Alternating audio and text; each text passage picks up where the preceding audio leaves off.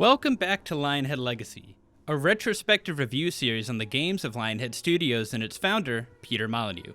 This time we're taking a look at a game that is about as widely loved and fondly remembered as any in the company's catalog, and that's Fable 2, the first game of a new era for Lionhead. After two successive commercial disappointments in Black and White 2 and the movies, the days of the studio's independence and sprawling set of satellite studios were completely numbered, and they needed to find a suitor. And while I went more in depth on this sale in the last video, check it out, it ended up being Microsoft, who published the, at the time, most recent game Lionhead could call a total success. Which we know is Fable, the action RPG that, while ambitious in its combination of RPG and simulation elements, failed in my eyes to coalesce into a truly great experience. While that playthrough took some of the rose tint away from my view of the game, it was still a decent experience, albeit with some major problems, and that's before we even get into the lofty expectations Peter caused with his constant yapping, which, as we know, he totally stopped doing from this point. All jokes aside, I did say that at this point, even with the worst experience than I remembered, I still said it was my favorite version of Albion, but that I would be going into Fable 2 open to having my mind changed. And did that happen? Well, yeah, of course it did, otherwise this title wouldn't make much sense, would it? Fable 2 surprised me in many ways, and I think I know why it all worked for not just me, but so many others. It's not a perfect game, but I do think future entries and Peter's future failures would give the game a worse rap than it truly deserved. So without further ado, let's get into Fable 2's development and how they wanted this sequel to take the series to the next level.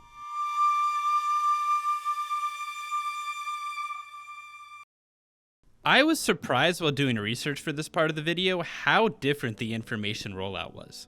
Whether this was a response to Microsoft's new hands-at-your approach to marketing, or whether this was an early example of the current trend of showing less until closer to release, is a little outside the scope of this video, but I still found it interesting. Still, there's some sources of the time, like video diaries, that were released throughout the year prior to Fable 2's release, but they did not satisfy my thirst for some juicier details, and I would get those from other places, but it is a cool look at all the features, and you'll see them throughout this section. You also, of course, have the mouth of Peter Molyneux during the press tours and presentations, and they're mostly over expectation free, emphasis on mostly. And this nice little roundup from The Gamer written by Rhiannon Bevan titled The Inside Story of Fable 2, the sequel that changed everything. So instead of doing a straight linear timeline like I usually do, I thought I'd mix it up by sharing the coverage of the time, then following it up with the information released in that article about the more internal components of the development. The first real look at Fable 2, if you can even call it that, came at X06 in, guess what, October of 2006.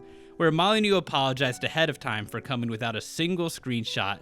This, of course, was met with a little apprehension, but, quote, Molyneux's honesty and the evolutionary changes he's working on for Fable 2 worked to the crowd. He shared ideas of a new combat system where it's more rhythm-based and ideas of dynamic locations where your actions affect the world over time, like a town developing from a campsite you befriended, or remaining the same if you kill everyone. The ability to buy most property and how it will unlock gameplay content for that location, and how you can play as a girl and it'll have physics to account for that. Or how you can marry and have kids and your child would imitate you based on your alignment. And these are all, mostly other than the bonk, pretty revolutionary sounding. No wonder he won over the crowd, and this was a first taste. Okay, so that was Prime Molyneux sharing ideas, but at least I feel like expectations are managed by him saying that the game was too early in development to show, and in some form or another, these features did make it in. Next time Fable 2 would be shown to the public would be all the way in March 2007 at GDC, where Molyneux was said to be trying to stay reserved for the showcase. Molyneux would say that Fable lacked a sense of drama, and that was its biggest missing piece, and this is where the dog would be showcased for the first time and how your canine companion would be the end result of their AI knowledge, and you can teach him tricks, play fetch, and he would be integral to the gameplay addition to that. Other non-gameplay things like him taking on your appearance, as well as dog DLC like the horse armor from Oblivion. Yay! He would also state Fable 2 would have no HUD, and its world size would be 100 times larger than the original, in addition to the good and evil route being rethought with additional cruelty and kindness dynamics. He said much of what was said in '06 again here, so much for reserved. June would roll around and E3 would come in 2007, and that's when journalists would get a more hands-on look. The simplified combat is shown this time, with better combos happening when you press X to the beat of the drum, and animations vary based on your character's age. He introduces that there is no death in Fable 2. You will be permanently scarred, and most coverage for the rest of the year repeats this, and I don't really want to go more in depth on it because the actual game is not like this. In 2008 at GDC, Fable 2's co-op is shown, where online and couch co-op is promised, and the 100 times bigger promise is lowered to a more manageable 10 times larger. Also, marriage and children are shown, and a more dynamic world is promised, with reference to the old Acorn Broken promise. Though most of the depth of these features is higher than what would end up in the game. At E3 2008, where the beginning of the game is shown, and from here out, expectations match up in the final game. So yeah, Peter was up to his usual problems of saying too much at these events, and journalists run with it because the bits of demos they actually get to play are compelling and fun, so why wouldn't they trust his word if that's what's shown? Anyways, they would continue to show off all these features that made it to the final game, and of course a mini controversy brewed at online co-op not shipping with the game, which Molyneux would respond with, quote, "Well, I looked at a lot of the posts, and some people were saying, and I can completely understand this, oh my god, it's happening again, we were promised details and they're not gonna be there, and with the heritage that I unfortunately gave Fable 1, I can completely understand that. And I just don't think we thought it through, and I think actually we should have waited a bit longer and said, oh look, it's going to be a day one patch." And surprisingly, it actually was a day one patch, and it's not worth the stink. Still, communication failures are an essential part of the Lionhead experience, but while a rollout can give some hints of turmoil or smoothness, we're always left pretty in the dark. So let's see how it fared internally. Fable 2's development, when you compare it to the first and Lionhead's other games at the time, seemed like smooth sailing. Well, as smooth sailing as making a large action RPG for a major publisher could be, let's be real.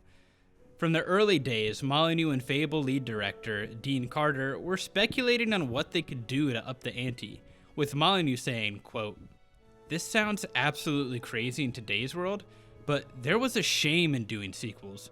You were viewed as selling out. So when we started thinking about the sequel, we were thinking about how we can't just do more weapons or a bigger landscape." They were not content to just make a straight sequel. They wanted to build from the ground up and clean the slate.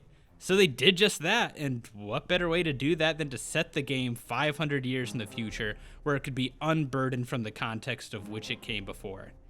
Though Molyneux was aware that this was a risky proposition, considering that most feedback indicated that the story was well liked by reviewers and fans alike, so he wanted to make Fable 2 the truly emotional and captivating story he thought the original was not. How could he get people to overlook this massive change? Well, with the oldest heart-tugging trick in the book and a great idea for a gameplay gimmick. A dog, of course. Quote, "We needed a device which people were going to empathize with and love. And that's when the idea of a dog came up. With the slate clean and the dog decided upon, other ideas were pitched like simpler combat and deeper simulation features." Bevan's article does a good job of framing the changing structure at Lionhead, while my previous videos often describe development as a chaotic, stressful, and unfortunately involving a lot of crunch, which was especially true for the first Fable.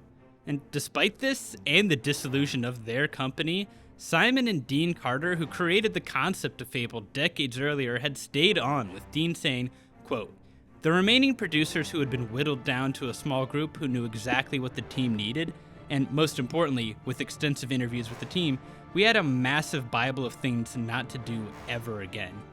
Development was much smoother. We knew that we were making from the outset. We were now a successful studio, bar a few who despise having to work on a game they felt no ownership of. Most of Lionhead were now on board with making this franchise work. This newly unified team were now given time to experiment, and these experiments would decide the various systems of the game, in contrast to the previous, quote, moving target approach of the first game. This is how the new combat system and the new, less whimsical world would come to fruition. In addition to Simon and Dean coming back, Russell Shaw was also back on to lead the sound team as well as compose the music, and he was instrumental for getting George Becker, who did the cutscenes of the original game, to return as dialogue producer, where he helped shape the humor and tone of Fable 2, which he described as, quote, like Tim Burton directing Monty Python, which, yeah, sounds right. George had hated doing cutscenes so much that Fable 2 used fewer and did most of its story through dialogue in-game rather than pulling you out, which of course required more work since Fable 2 would have, quote, so many lines it was stupid. With Microsoft's backing, Lionhead even hired a director and voice talent instead of doing it all themselves. They hired Kate Saxon, who had worked on TV and stage at this point, but would later work as the lead director on The Witcher 3 and Alien Isolation. And she would bring in more established talent like Stephen Fry and Zoe Wanamaker for big voice roles like Reaver and Teresa. On this, Saxon would say, quote, I still get developers saying to me, oh, they haven't done games before, haven't they? And that's irrelevant. You need to cast for the role. If you cast the character correctly, the actor will play that part brilliantly. They do not need to have done a game before. End quote. The experimentation sessions never ended, and Lionhead could never quite quit having multiple projects going at once, even if Fable 2 was the main squeeze. And while those didn't see the light of day, which I will cover in a future video, their mechanics would end up in some way being used in Fable 2. They would even do pitch days for other projects that had no commercial viability, just to keep the old Lionhead ethos of creativity alive, which boded well for morale, but not so much for efficiency, and Fable 2 would have many delays. Buggy tools to build the game and unrealistic timelines agreed to please the higher-ups at Microsoft would cause some stress, even though extensions were always granted. Through this experimentation came an abundance of interesting social sim features that the first game lacked. Each villager would have its own wants and personalities and even sexual orientation, which Peter claims he flew from England to Washington to make sure was in the game. And while Molyneux would later call it slightly dodgy woke stuff, others like Dean Carter would counter that while he was proud of the inclusivity, that there were still some things addressed far less tactfully than you really could today. I tend to avoid politics in this setting, but I do think it's a perfect showcase of how people can look at the same thing they worked on and come to two different conclusions on how it's portrayed. And I lean more towards Dean, as he put it best, quote, it's also a product of its time and is lacking in delicacy in its handling of certain themes. I don't think these aspects can be recaptured, and would argue nor should they. Quote, 2008 was a much different time politically, and while it is mostly crude and can sometimes be imperfect in its depictions of people, it was still cool for a game of this size to feature these elements as optional features. It's clear that a lot of blood, sweat, and tears was put into Fable 2, and the developers left proud of their work and mostly relieved it was over. And after 4 years of development, and with much fanfare, Fable 2 was released on October 21st, 2008 to massive critical acclaim and commercial success. So what do I think? Well, let's just say I liked it.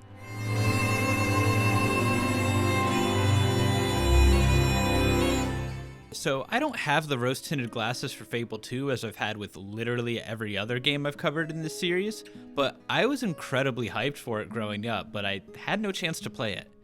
I was an original Xbox owner, but struggled to get my parents to buy me a new console until 2011 when I finally got an Xbox 360, which I loved, but I didn't get to Fable 2 despite this until like 2012, and by then I'd experienced all the joys of deeper RPGs, and when I played Fable 2 I remember liking it, but not loving it in the same way I loved Fable as a kid. I barely remembered most of it before replaying it, so with my pretty fresh eyes, I gotta say I think as a whole Fable 2 is an improvement in almost every aspect. Now, there's a lot of aspects to break down, so let's quickly run through one major complaint and then get through the major changes. The motion blur is awful. I mean, so bad you move the camera an inch and everything turns to complete mush. Which sucks because Fable 2 is a good-looking game, especially running here in 4K on an Xbox Series X. And when everything is sitting still, I was ready to praise the visuals and art style and scale they managed to bring to this. But the motion blur and bloom cheapen it tremendously.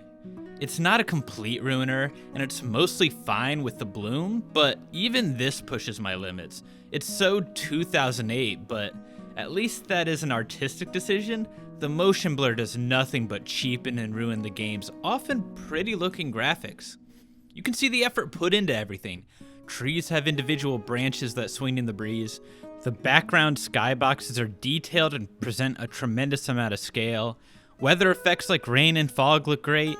The day-night cycles make me understand why they use so much bloom. It's a good-looking game for 2008. The clothing is varied and detailed, and character models, while not my cup of tea art style-wise, are a huge generational improvement over the original. I mean, look at this. While not all the textures are excellent, they worked, and I have no idea what they were thinking here, and maybe being backwards compatible and being locked at 30 frames per second exacerbates the motion blur further. I'm not sure. But hopefully these games get a re-release one day that allows you to turn off this horrific motion blur. It is really, really terrible, terrible, terrible. The rest of the presentation, though, is good. The game sounds lovely, the music is gorgeous, the sound effects are varied and good sounding, and there's none of the dialogue glitches that were present in the original. Everything, in comparison, is pretty polished.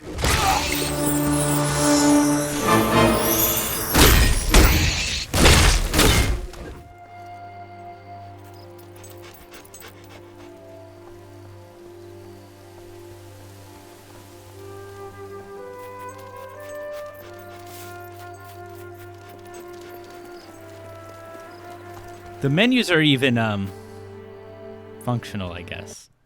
But we move on and let's talk about the combat. So, the combat for Fable 2 is not one of its improvements, and the movement in general is clunky even for its era. And it's not because it's substantially worse, it's a slight downgrade as a whole to an already not great combat system.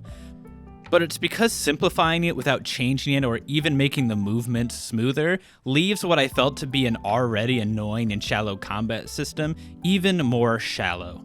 The big change is that instead of a combat multiplier to encourage dealing out hits and avoiding contact with blocks and flourishes, Fable 2 is more about style and fluidity.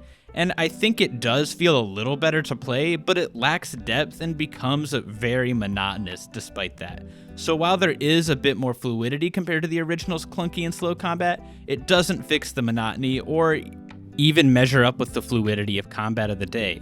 While yes, for an RPG it's smoother, I mean, Dragon Age Origins came out after this, and that's more of a classic CRPG with clunky combat, but at least there was depth and strategy and different builds you could do. That does not feature in Fable 2. There are now different ranged weapons, and they all work in tandem with your sword, as melee is mapped to X, ranged attacks to Y, and magic to B. All can be switched seamlessly, adding to the sense of smoothness, and there are 3 types of ranged weapons: rifles, pistols, and crossbows. Rifles are stronger but fire slowly, pistols are weaker but fire quickly, and crossbows are a little in between. It can feel satisfying to kill the enemies in front of you with your sword and immediately fire at the next further away enemy with your ranged weapon, and while I didn't focus on buying nice ranged weapons, they can be pretty overpowered by the endgame. Magic is also revamped significantly. Instead of being able to use whatever spell you want with a mana bar, you must carefully select which one you want equipped. They can be leveled up to increase their power, but each level up requires you to charge the attack. For example, in my case, I had one spell equipped to the 2 weaker levels and my fire spell, which was fully upgraded, equipped to the higher ones. To use my fire spell, I had to charge at least to the 3rd level. So there's a little bit of strategy in how you want to play, but in practice, I didn't really like how this constrained your abilities, so I really didn't purchase any other spells than those 2 because of that, which is a shame. The magic in Fable is one of the positives to the original. There's a great variety, and they make you feel like a powerful mage when you fully upgrade your mana, and you can unleash utter destruction in quick succession. The other major change to the magic is that you can do area spells in a ring around you. The higher the charge, the bigger the area, or you can direct all of its power to one singular enemy at range. I do think magic is very solidly worse than it was from the first. It's shallow and slow, and by the time you charge all your spells to the maximum power, your enemies will be able to hit you, or probably already have, canceling the charge, which is so annoying. I will never love waiting 10 seconds of time to charge the spells you spend all your experience on, especially when you're surrounded.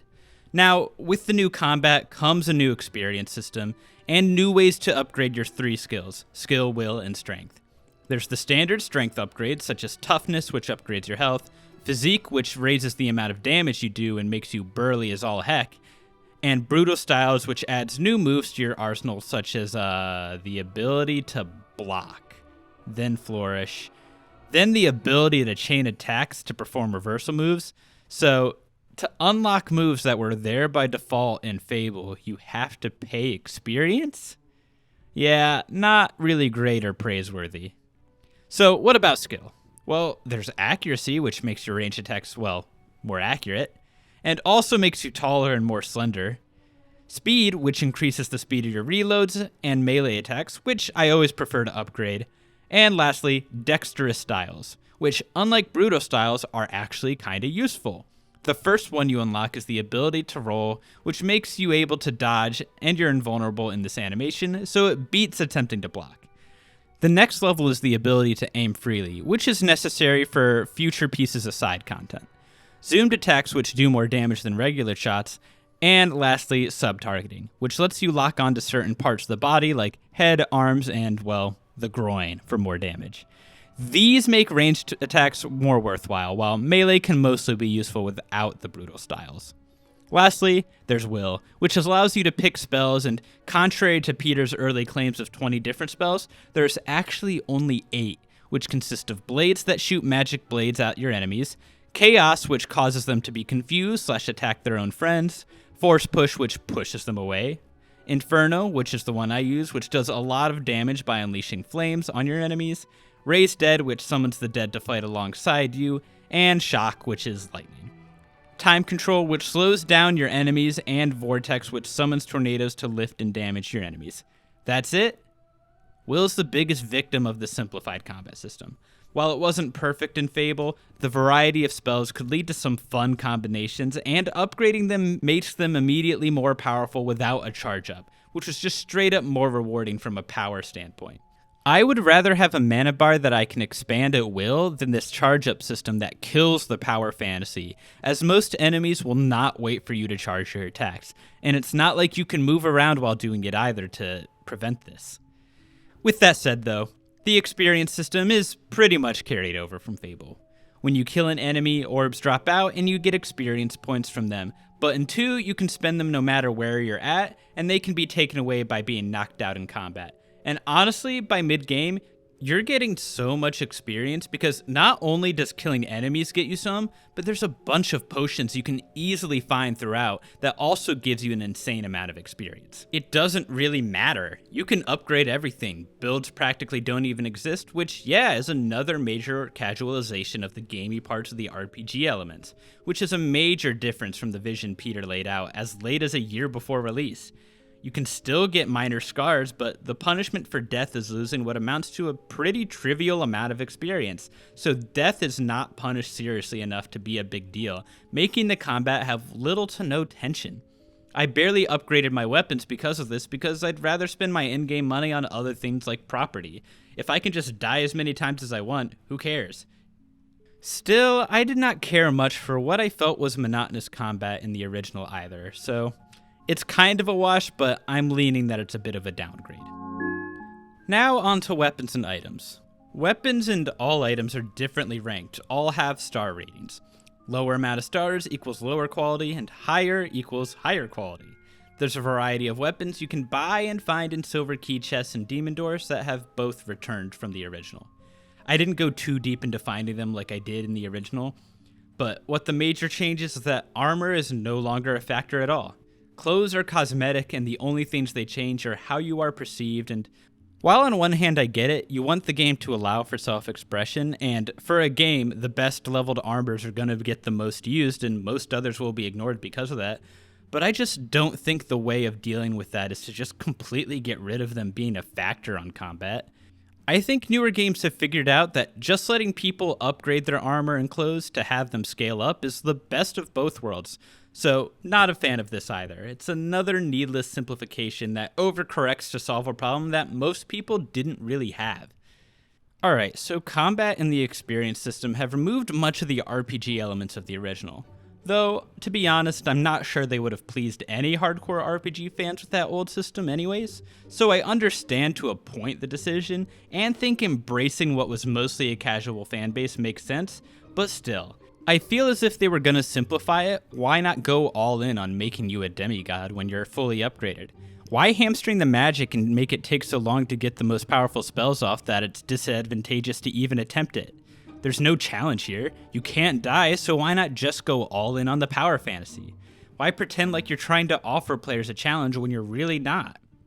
Alas, this is the biggest fault of the game and was one of my biggest problems in the original too, so to see it become more boring and shallow without even making it truly arcadey fun was disappointing.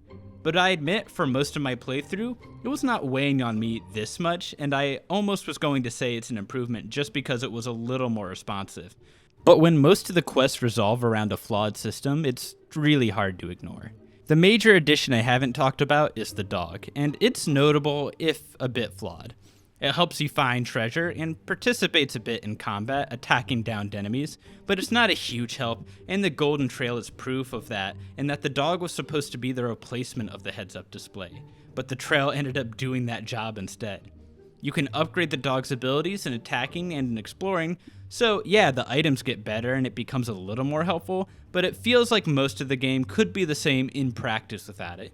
But still, I like it. It doesn't take away anything, and playing with the dog with your expressions is cute fun. Who am I to deny that? As I implied earlier, movement is dated and clunky. It feels bad. There's a facade of verticality in that you can jump over fences and jump off of high ledges, but it is all very static and planned. It doesn't always feel good to fight and navigate in Fable 2. So, okay, if this game is truly going to be bigger and better, what did they actually make deeper? And, well, the world itself and how you engage with it is bigger and deeper. Since the last time we saw Albion, much has changed. The age of heroes is over. The Heroes Guild was destroyed by mobs after Jack of Blade's death rendered them as mercenaries that were feared by the public. The world is more industrialized and a little more chaotic. Bowerstone is a huge, sprawling city now, with a castle as large as the old city. The rich are richer and the poor are poorer, but it's not just eye candy or an empty open world to walk mission to mission like most open world games, even the good ones. Villagers can all be interacted with, and not only that, they have different personalities, as I mentioned earlier. Now, the personalities are all there with the objective of one thing and one thing only: how you go about making them fall in love with you so you can marry them. Get them the gifts they like and do the emotes they like, and you'll fill the love meter. Now, those who are of higher classes will require more expensive gifts than others, and to marry them will want a more expensive wedding ring. Now, once you do marry them, they will expect a certain amount of allowance, which will be higher or lower based on class, and they will also expect a certain quality of house to keep them happy. Of course, you can't marry without property, and the good news is, unlike the first game, all property is for sale, and you don't have to murder someone in their home to make one available. Pretty much every house, shop, stand, and castle are available for sale. If you buy a shop or rent out a home, it will continue as usual, and you'll get money every 5 minutes, even if your console is off, which, once you own enough property, is the best way to earn money in the game. Now, of course, you'll need a lovely home for you and your partner. Here you can decorate it to raise value or to make your partner happier. They'll be here or wandering around town when you come back, which you will have to do to keep them happy, as otherwise they will divorce you and will take your hypothetical virtual kids. Yes, you can have kids in hetero marriages once they proposition you or you proposition them with the "come back to my place" expression. You can choose to have protected or unprotected whoopee, and if you do unprotected, you get a little crib in your room that will eventually become a child who you also have to keep happy if you want them to idolize you.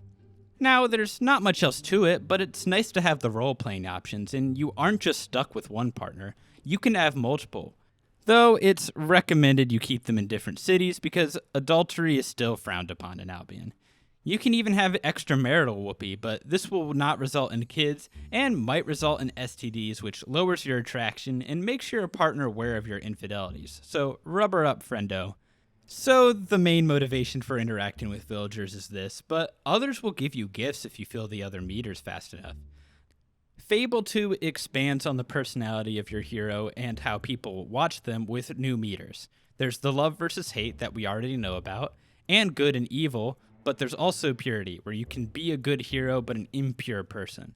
There's a funny versus scary alignment that you can change with expressions like farting and belching and pulling out your gun in public, and an attractive versus ugly, which you can change by getting thinner or wearing more attractive clothes. Whatever it is that they require, these villagers will give you gifts that can be weapons, jewels, or any other number of items in the game.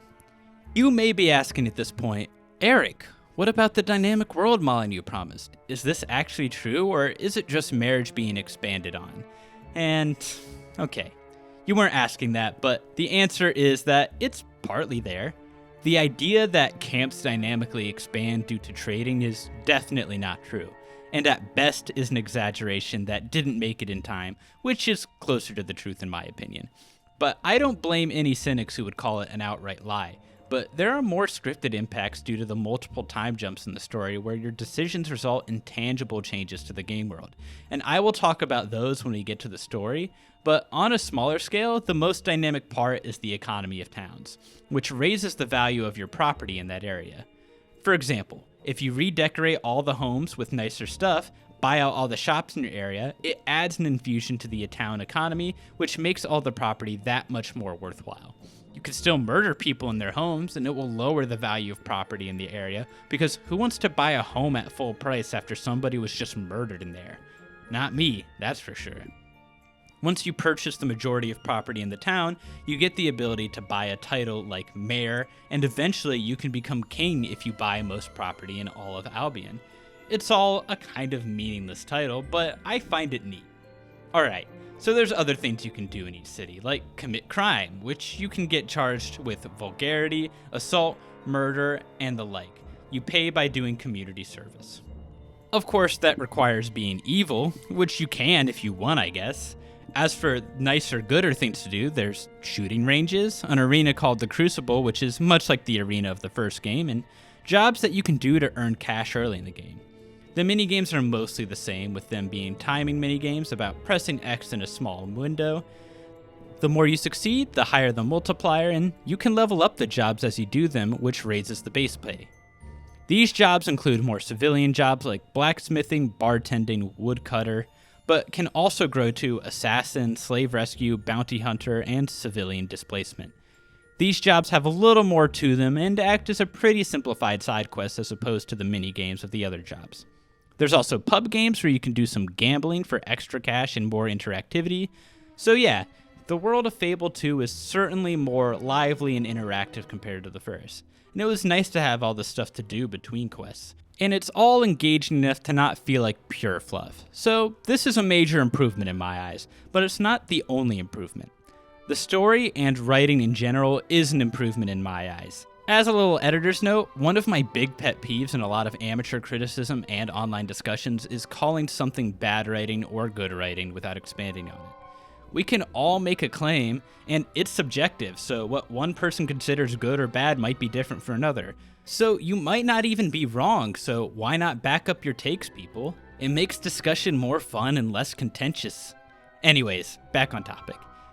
I find the characters to be better written and way less one note and more multidimensional, and the side quests are a lot better too.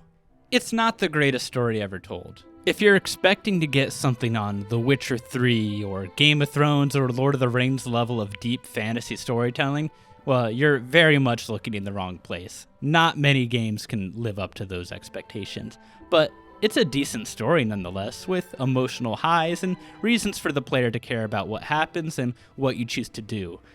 So let's dive into it.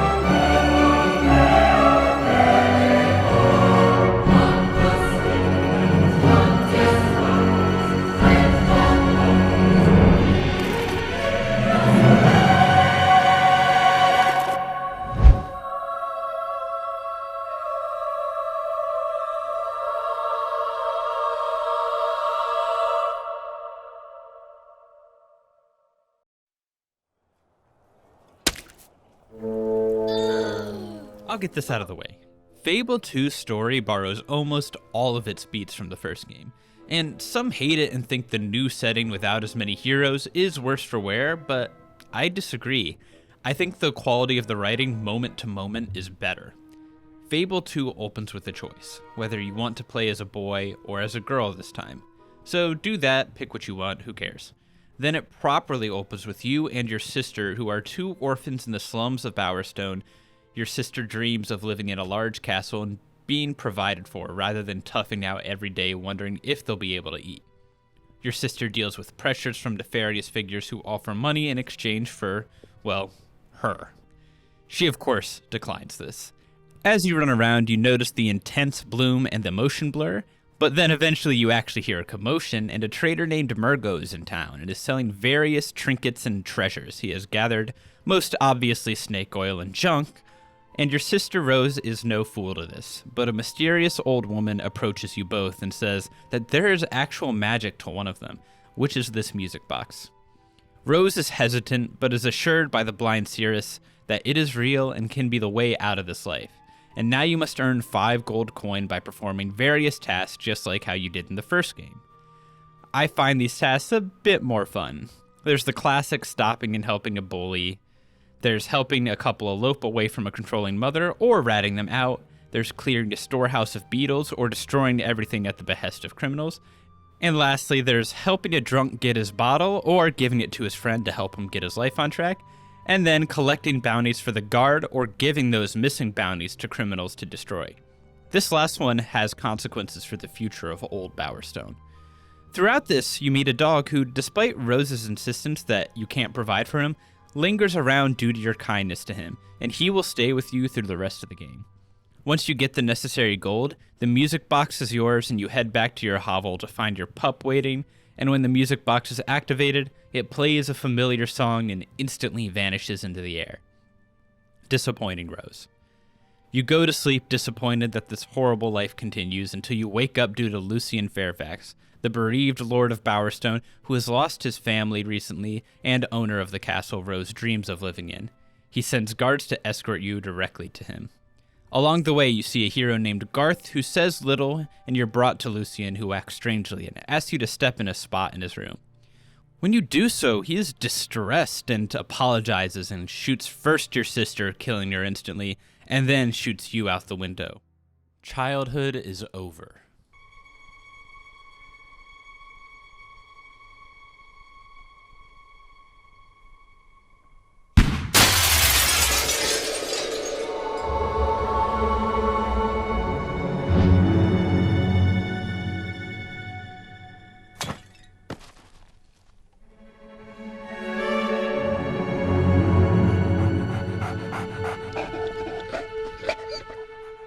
Death is not your destiny today, little sparrow.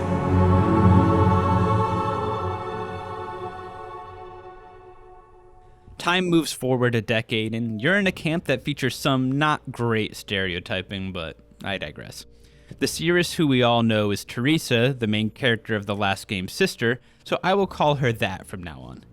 Teresa tells you to go to Bower Lake and find your way into the old ruins of the Heroes Guild, and gives you a guild seal so she can pester you with exposition about the Heroes Guild, and that's where you get your first taste of the Golden Trail, or the Breadcrumb Trail as those at Lionhead called it.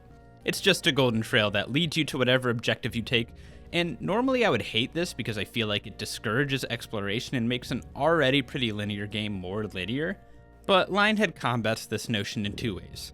First, the dog will make sure to notify you of any chests or buried treasure, almost annoyingly so in my opinion. And there are levels to it that you can upgrade, so you will be notified of nicer treasures from the start, but you won't be missing much because of him. And 2, you can just turn the Golden Trail on and off in the settings menu, or even reduce or increase its visibility, which is a nice bit of customization.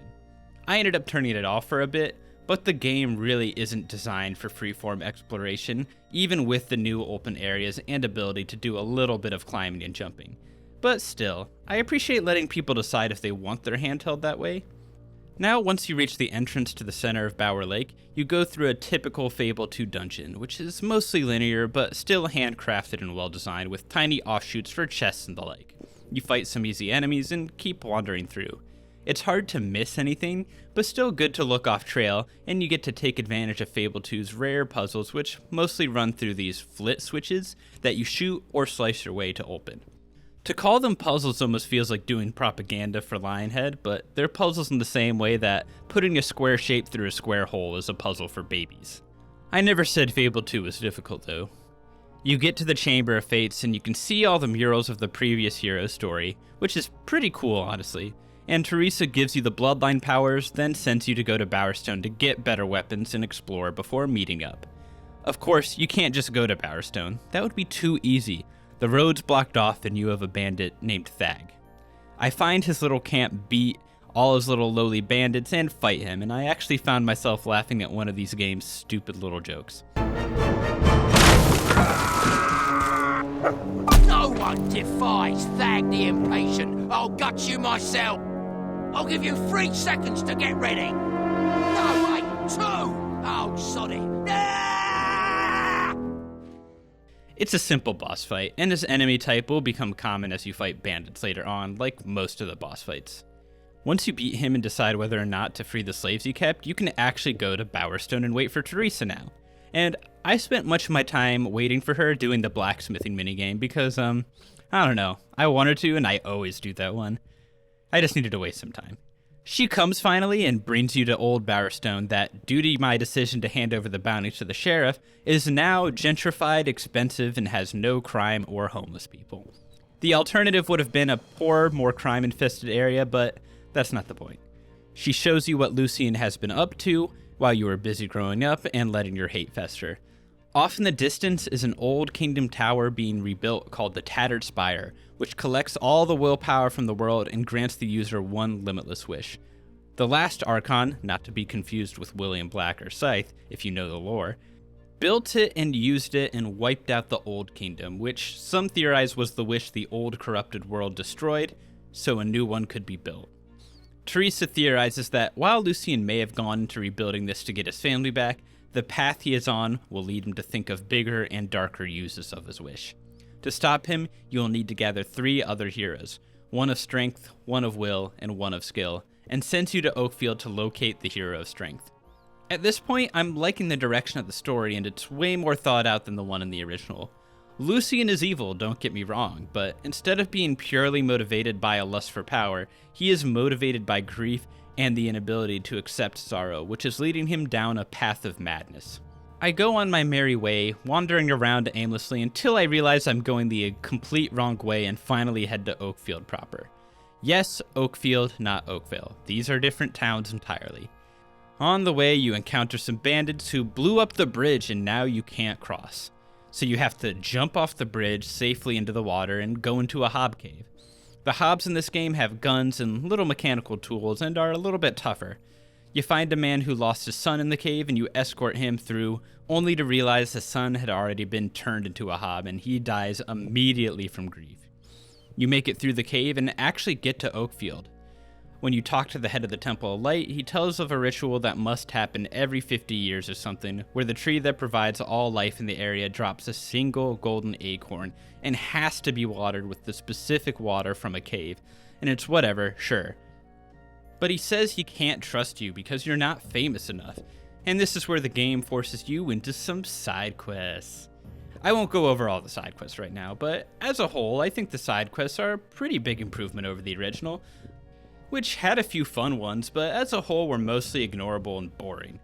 There's one you have to do to kill the bandits who blew up the bridge so you can go back, but you also encounter Barnum, who I didn't mention before, but is a silly inventor who brags about getting smarter with a thesaurus, but uses all the words incorrectly and takes your photo in the beginning.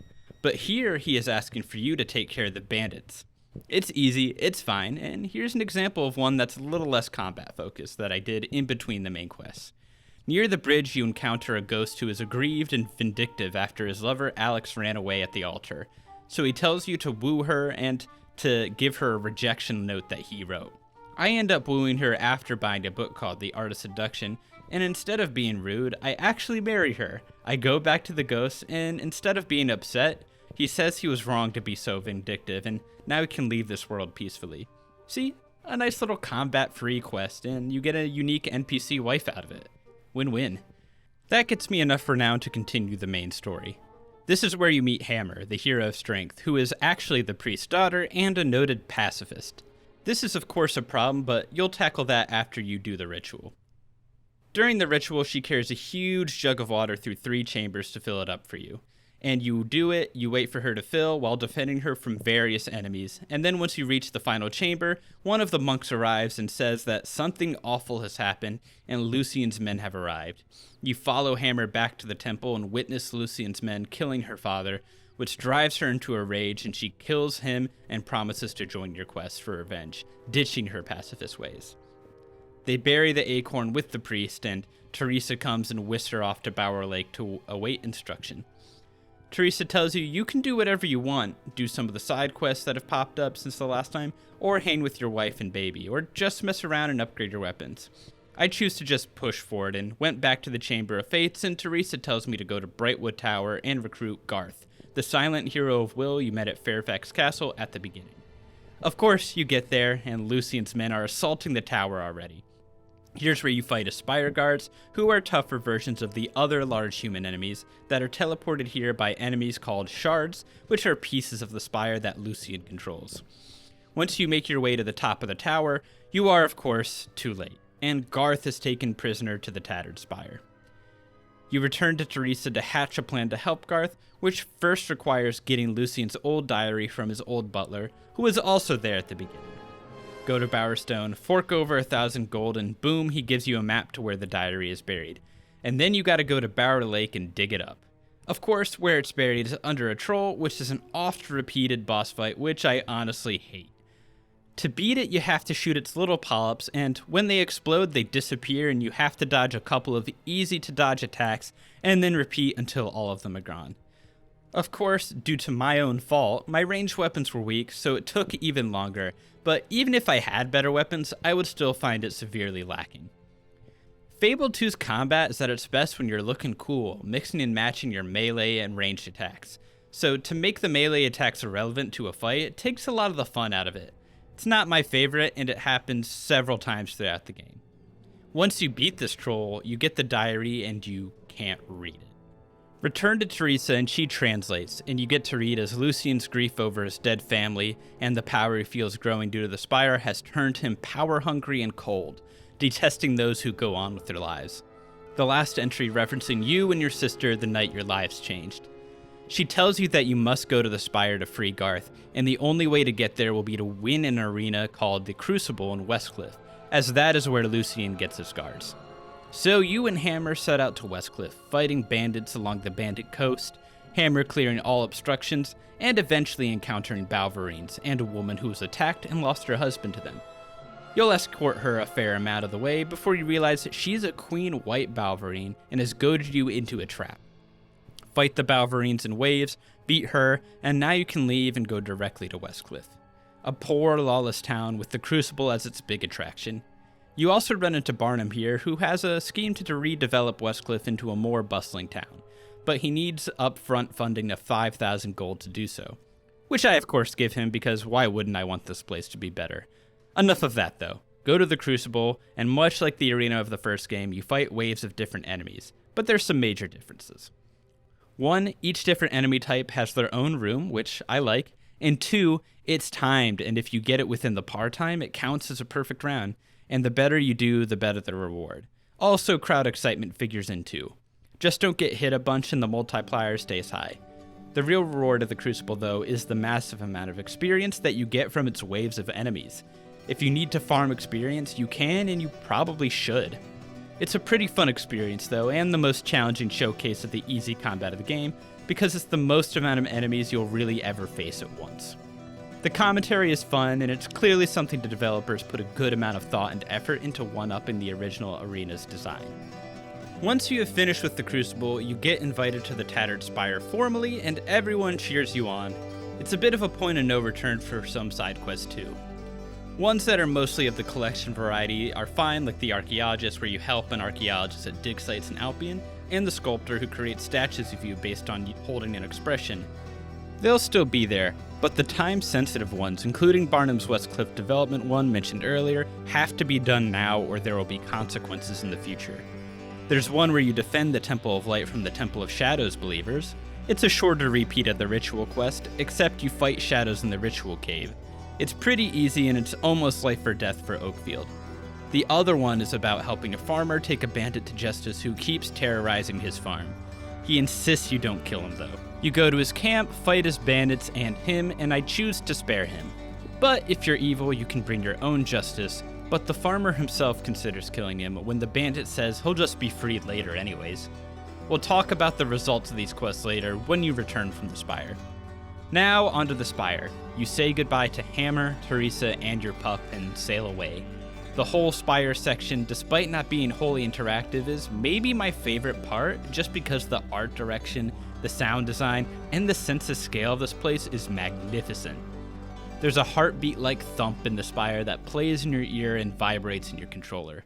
The world outside these marvelous walls is a corrupt, rotting husk. Reason is absent. The Spire, despite not being close to finished, is unfathomably huge in scale. The atmosphere is as cruel as the people that you order around. And as you make your way from the dock, you meet a man named Bob who tries to befriend you and talks of the family he loves back home. After you arrive, your head is shaved and a collar is put on you that sucks your life force and memories away if you disobey. Time passes and the Spire grows taller. You find that Bob has forgotten all about his family, and your orders have become crueler. You find Garth tortured and malnourished with other prisoners he thinks you're foolish, but tells you to stay prepared.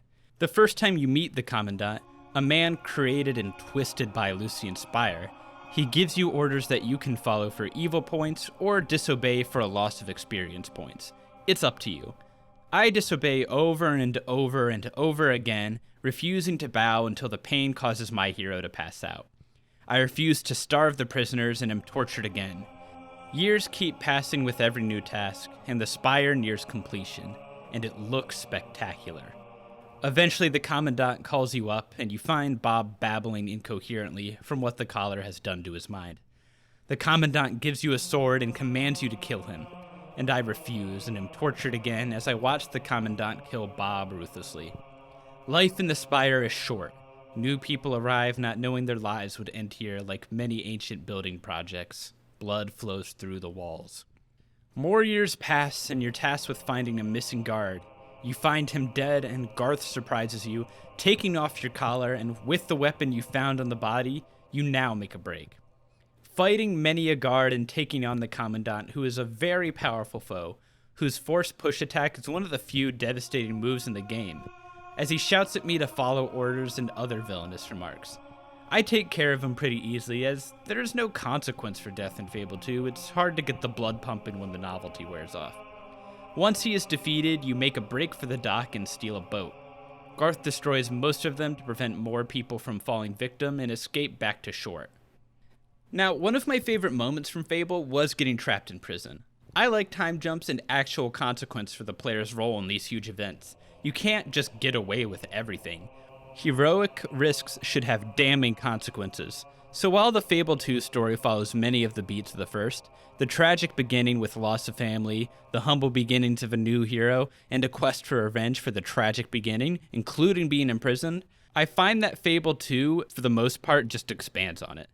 When you return from the Spire, you are 10 years older, and with that large gap, much has changed, especially if you complete those side quests. When you come back to Westcliff, Hammer greets you, and Garth is at first hesitant to join you, but does so at Teresa's behest, and she tells you to take your time and visit your family and see what's changed, and you see how much Westcliff has grown if you gave Barnum the money. There are more buildings and less scoundrels. You have made a tangible impact on the world, even while you were away. While Fable 2 is weak in many aspects, like combat and the ability to roleplay through dialogue, the Spire section and those select impactful side quests that allows areas to flourish or falter left a good impression on me, even if, when you zoom out, it's not like the biggest, most earth-shattering changes. But most games do not give you any kind of impact like this, so I still find it novel. When you return to your family, your baby is suddenly a grown kid that, depending on how attentive you were, is excited to see you. They both beg you to stay, though of course there's much to do.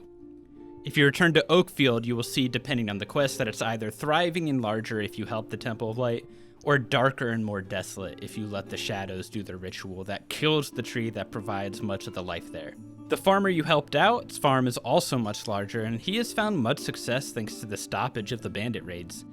I spent a lot of time at this point of the game knowing that the story was going full speed ahead to the ending, so I bought property and made bank. Having another child and seeing how different populations have different needs, but by this point, one thing was very clear.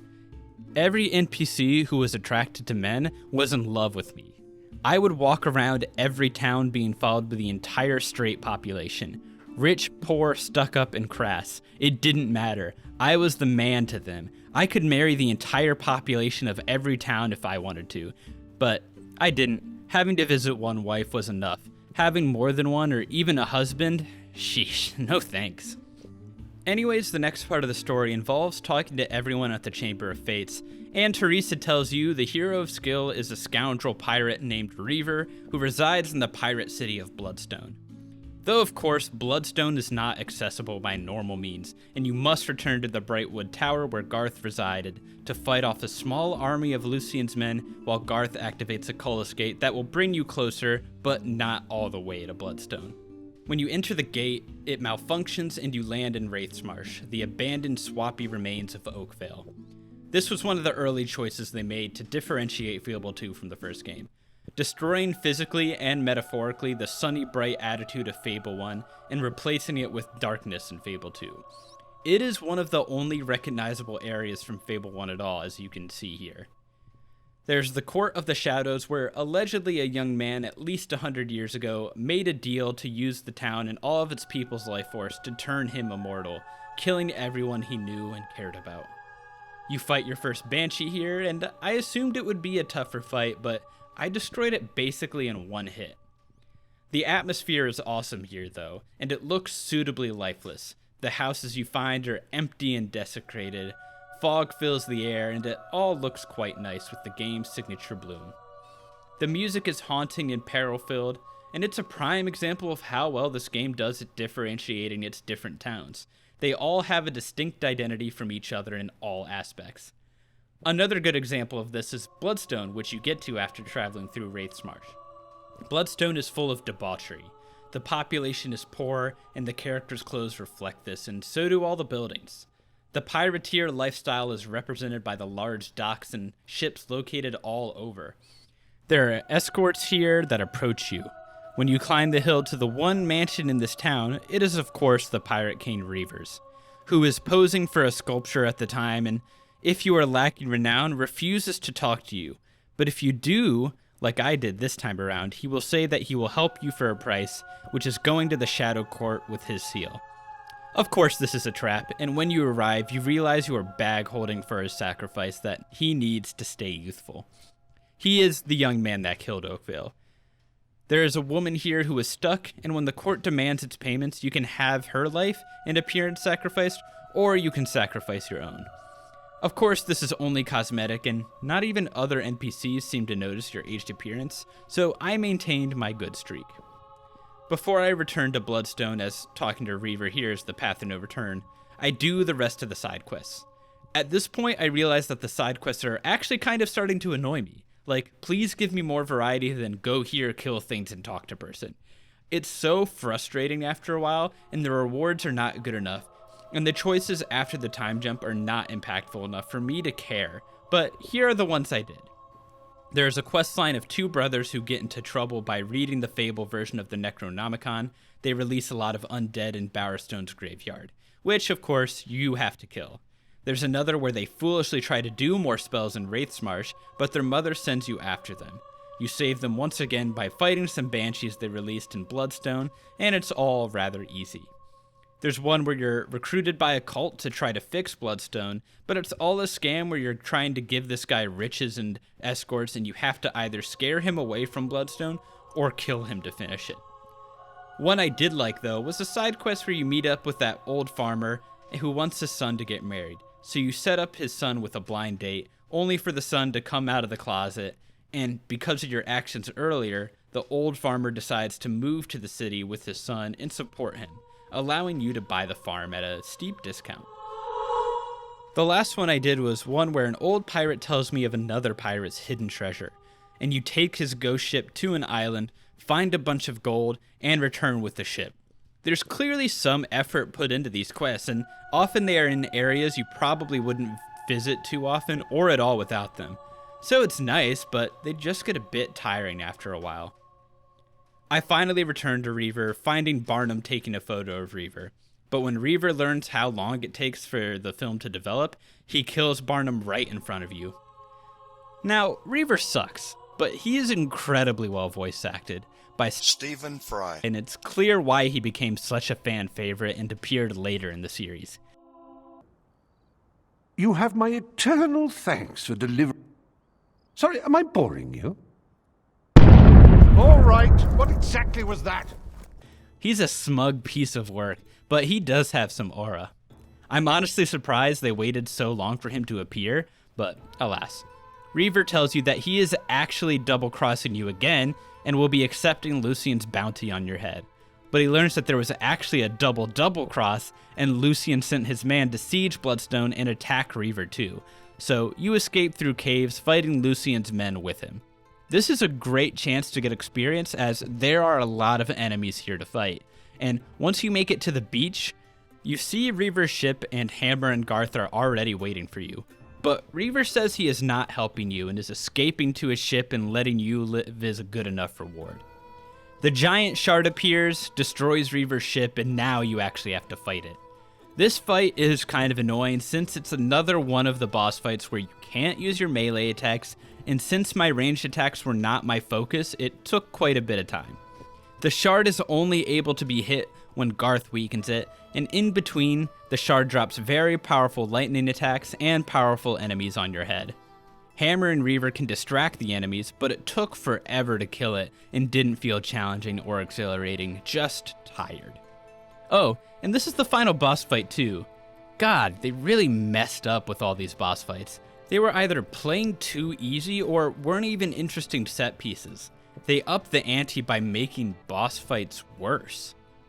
Once it's defeated, you make your way to the top of the hero's hill at Bower Lake to perform the ritual that will give the hero the weapon he needs to stop Lucien. You complete the ritual, but you're all weakened, and Lucien appears and kidnaps the other heroes, tells you he's killed your family, and then Lucien attempts to shoot you, saying the last time he did this it tore his heart out, while saying much has changed since then. And he fires, only for your dog to jump right in front of you and take the bullet for you, killing him. This is a pretty effective, if cheap moment, but why have an animal in the story if it isn't going to die for emotional effect? But hey, it works, and my heartstrings were tugged a little bit, especially when Lucien unflinchingly shoots you after the heroic save, meaning your dog's sacrifice was for nothing, just a beautiful act of loyalty and love. Yet, instead of dying, you wake up on a farm as a child again with your sister and spend all day playing there. The atmosphere is bright and idyllic, everything is perfect here, the colors are richer, the music is sweeter, and everything has a beautiful, bloomy glow to it. When the day is over, your sister tells you to go to sleep, and you do, but you wake up and feel the urge to run out the door despite your sister's protest to stay forever. And at the end of a road full of corpses, you find the music box from the beginning. Now you watch back as your hero evolves with different dialogue from the game playing in the background as you activate the chest. Finally, Teresa lets you know that you have the weapon you need and you're transported to the Spire, where you find Lucien draining the power of the heroes, ready to make his wish of starting a new world free of chaos and pain so that nobody has to deal with what he did. You pull out the music box, which drains Lucien's power, who now is begging that he only really wanted to save the world from all evil. I stop listening and kill him immediately. And if you don't kill him, Reaver will kill him for you, robbing you of your vengeance, so just get on with it. Now you have a choice to make. The Spire is charged and you have one wish.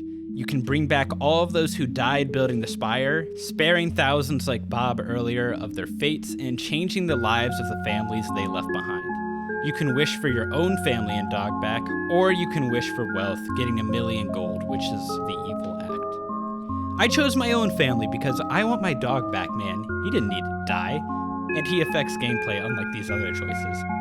The choices are interesting in theory, but without much impact on the gameplay, it's hard to feel satisfied with most of them other than the loved one, where at least you get your dog back, as I said. You don't get an emotional payoff of seeing your sister again either, and if you choose the townsfolk, there's a statue built for you and a letter, but no scene where you see Bob or are celebrated any differently than before. And, well, at least wealth gets you a lot of gold, but even then it's so easy to earn gold here. Does that really feel like a game changer? This has been a problem with games that promised you big choices at the end, and it just never feels like your choice is really impacted enough. And maybe I'll do a video about this quandary, as there are games that I do feel like you impacted the world, even if it's just a lot of ending slides, and I still prefer ending slides of old to returning to a world that doesn't recognize your actions outside of a couple letters. So while on one hand I think the side quest decisions bearing out in the world due to the time skip is very effective at showing your impact, the actual major ending has very little in the way of tangible or emotionally effective impact. Imagine a scene where you reunite with your dog, family, and Rose, or showing the people reuniting with their families. That would have actually been good. It would have made me feel like I did something. I would even have taken ending slides with illustrations like a CRPG. It's not a game-breaking complaint, but it matters, and with the long development cycle, it would have been nice. Also, let's be real. The evil ending is stupid, considering how easy it is to get gold in this game. At least give me some new insane power, not just gold. Anyways, I digress. Teresa tells you the Spire is her home now, and your heroes go off on their own adventures. Hammer leaves to become a warrior monk, and Garth returns to his homeland far away, and Reaver also goes to Garth's homeland, but promises he will return to Albion due to his obligations with the Shadow Court. And you are left to experience the world, and when you return, you have a letter from your sister, who is with a robed figure that is implied to be Scythe from the last game. And you can play the game however you want. That's it. That's the main story. As I said, I much preferred it to the original. The choices from side quests had a little more impact outside of the binary good or evil points, and I at least was personally more invested in it than the first. It doesn't tell you why you should care. You experience how your sister takes care of you at the beginning. Your dog is a loyal friend, and not just in cutscenes, but in gameplay, and every character, including Lucian, has understandable motivations, even if power has twisted them. It's not the greatest story ever told, but it's a fine one with ups and downs, personal stakes and larger world-shattering stakes, and companions who make the game richer in both lore and in your emotional investment. The dialogue is better written, the music and general sound design is so good. Russell Shaw delivered a score that makes every emotional moment substantial, and even just makes exploring and walking around Albion feel enchanting and special. This is what sets Fable 2 apart from the first for me, and I almost wish there was a good post-game DLC like the last chapters to expand and give a full epilogue for my hero, because it did feel rather abrupt. Hey guys, little addendum here. So I saw this Reddit post that described an ending that totally resolves all my issues with Fable 2's ending. This Reddit user describes that he had had a few conversations with developers about it, but essentially the first Spire attack, that's the actual ending of the game, was originally going to completely fail, and you would have to go back and rebuild the Heroes Guild, essentially, gathering a bunch of students, so to build essentially your own army. What Lucian will do is he has an army of crystalline figures that he gets from the Spire to, enforce his new will on the world. You would eventually storm the Spire again when you're strong enough and the guild is rebuilt, and then you would, it would be similar to the ending of Fable 1, where the heroes are fighting off the crystalline figures and you're going to storm Lucian.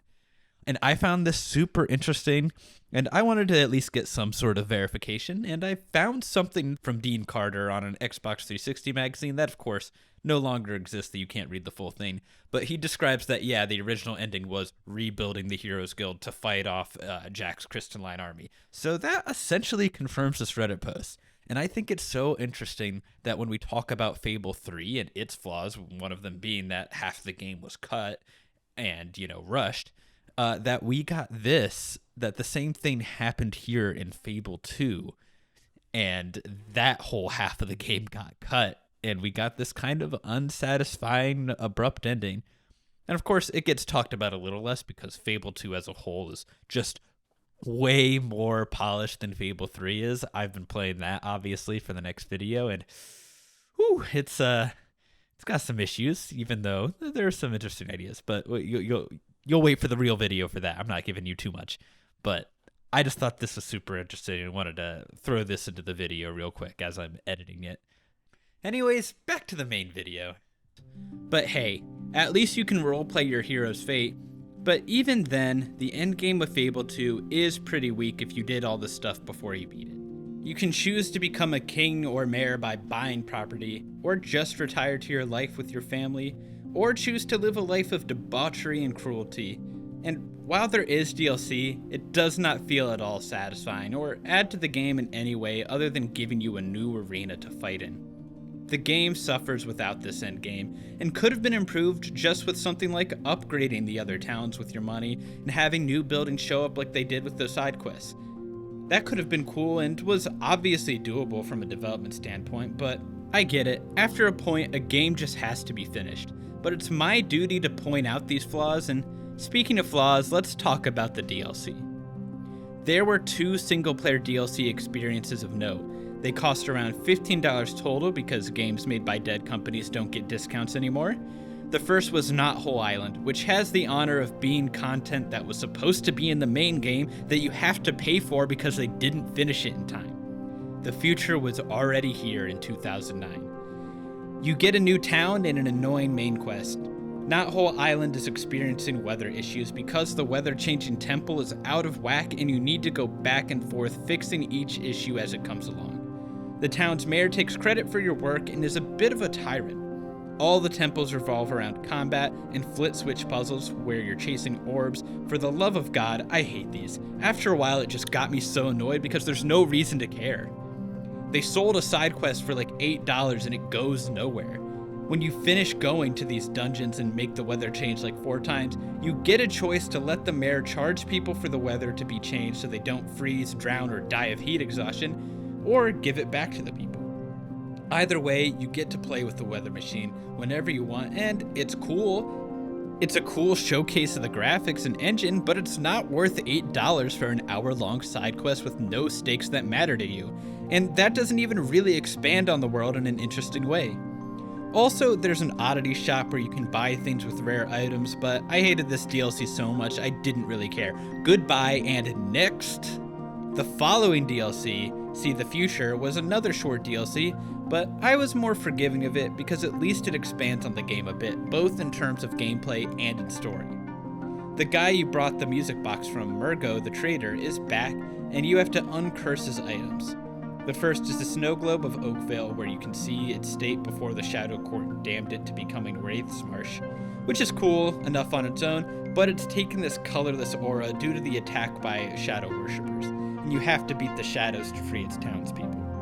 The enemies are color-coded and can only be beaten by the attack type it corresponds to.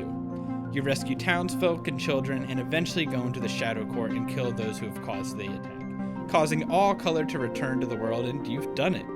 There's nice treasure here, and once again, seeing Oakville is nice, even if Lionhead continued the trend of just totally changing the geography of it, where it's mostly unrecognizable outside of the entrance. It's a nice little side quest, though.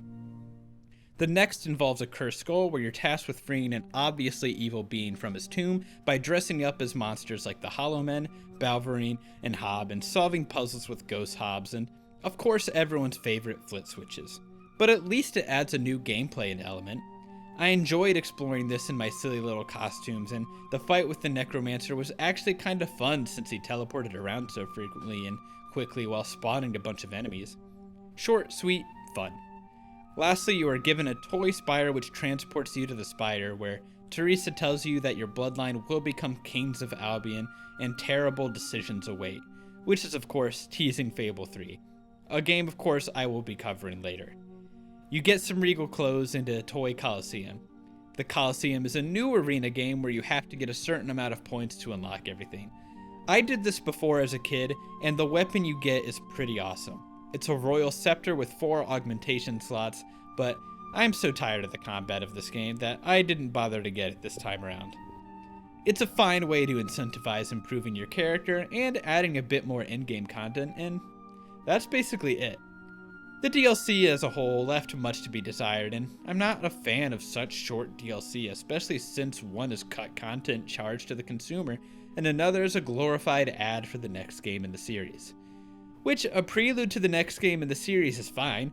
BioWare did that all the time, but those were longer than an hour and offered real stakes of their own with characters we care about. It's disappointing end to what I consider to be a pretty good game. Alright, as far as extras, there's actual cooperative play, but I didn't choose to do this as I needed to play on my own time. But I did play it a decade ago and it was a lot of fun.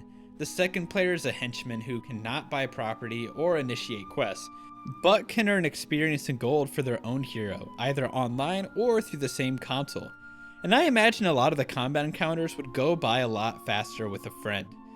There were orbs where you could see where others from your friends or randos were in the game, and you could even join their game from there or vice versa, as well as including some console co-op and even system link. Good job, Lionhead, you actually delivered here. I think that just about covers everything you can do in Fable 2. Castle Fairfax looks so nice in the snow. Fable 2 is an action RPG whose action and RPG elements are on the shallower side. While most quest choices are binary and often side quests do not feature choice, the simulation elements allow you to craft your own fun in a way that games with stronger choice within their stories do not. You can be a benevolent landlord or a cheap slumlord who jacks up rent without improving quality. You can be a loving husband and father or an adulterer or someone with multiple wives. The quest is your destiny, but the world lets you choose what kind of character you will be, and will react accordingly due to the more depth in the way the world sees your personality. It may just be dialogue, but it's a nice sense of immersion, and this is what makes it stick in people's mind. It's not going to satisfy hardcore RPG or action fans, especially ones that would have played something like Baldur's Gate 3 more recently. But it didn't have to, and Fable 2 exceeded my expectations in its setting and in its story, and how fun interacting with the world of Albion can be. I did not love it when I played it, but after years of enjoying and being inspired by Fable, I was too harsh. My love for the Lost Chapters colored over my ability to judge the game for what they were, and with distance and a playthrough of the former that showed the flaws behind the novelty that inspired, I realized that, yeah, Fable 2 has some of the same flaws in its game design as its predecessor, like the repetition and ease of its combat, and how every single quest and side quest is the same type of go to place, kill the same types of enemies and rinse and repeat. But I just had way more fun and was way more invested in the story and world than I was before. I think the reset of setting was a good choice, and they connected back to the old world just enough to throw a bone to the original game's fans. And I'm not alone. Fable 2 was critically acclaimed. Okay, maybe too acclaimed. Saying Fable 2 is filled with more great ideas than the last 10 years of Final Fantasy combined is a crazy quote. Final Fantasy X was peak, by the way.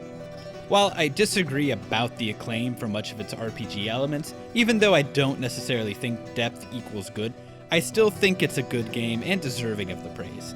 With all the RPGs with great worlds we have now, okay, there's not that many, but still, in 2008, there really wasn't anything that felt as alive while offering a semi-decent story as Fable 2 did. And it still feels pretty alive compared to most of the dull open worlds that exist today. Most games do not offer the feedback from your actions in day-to-day gameplay. Townspeople do not fear or love you even in scripted situations.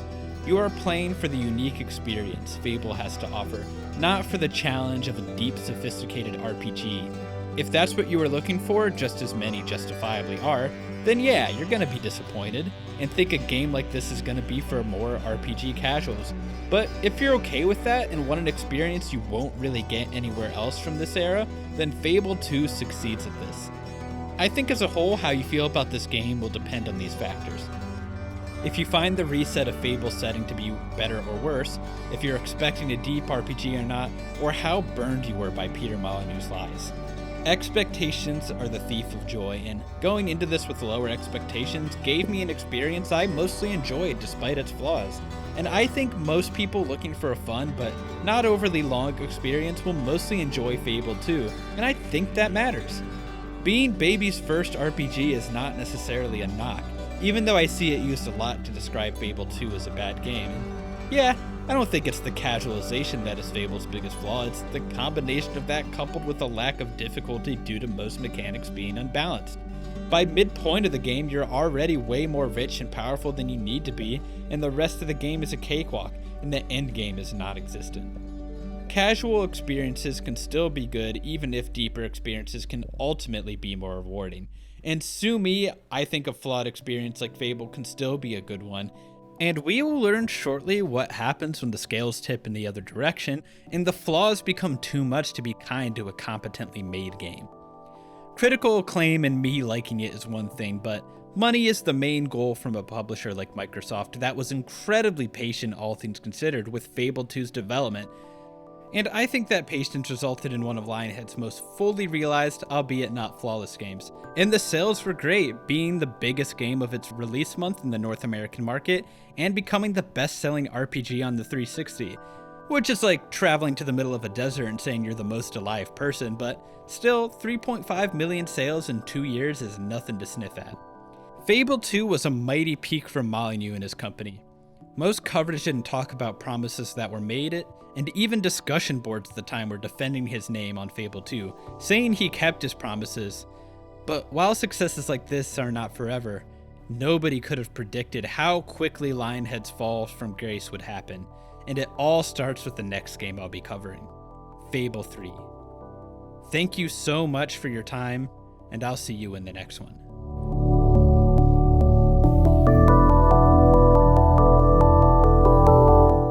Hey guys, just wanted to give a quick little update on how you can support the channel.